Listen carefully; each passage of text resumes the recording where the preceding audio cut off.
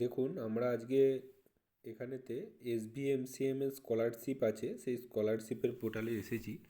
যারা বর্তমানে এখন ITI করে ডিপ্লোমা করতে চাইছেন, অর্থাৎ পলিটেকনিক করতে চাইছেন, অথবা কেউ পলিটেকনিক কোর্স করবার পরেতে বিটেক পড়তে চাইছেন, অথবা বিটেক পড়বার পরেতে এখানেতে আপনারা চাইছেন যে এমটেক পড়তে, সেক্ষেত্রে এই স্কলারশিপটা ভীষণভাবে কাজে দেয়।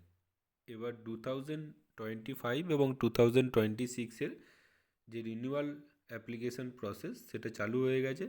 ফ্রেশ রিনিউয়াল প্রসেস এখানে চালু হয়ে গেছে। দেখুন আপনারা এখানে দেখতেই পাচ্ছেন, এই ওয়েবসাইটটাতে এসে আপনারা ভিজিট করতে পারেন।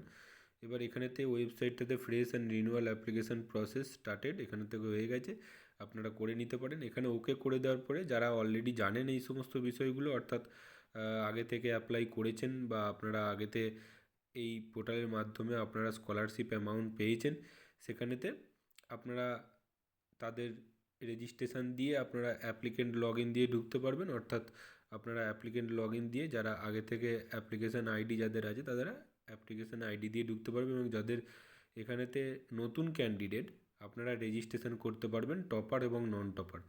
এখানেতে আপনারা নন টপারে ক্লিক করবেন, করবার পরে এখান থেকে দেখুন আপনারা ক্রাইটেরিয়া পেয়ে যাচ্ছেন। 28/11/2025-এতে এখানে ওপেনিং ডেট হয়েছে ফ্রেশ অ্যাপ্লিকেশান 2025-এতে।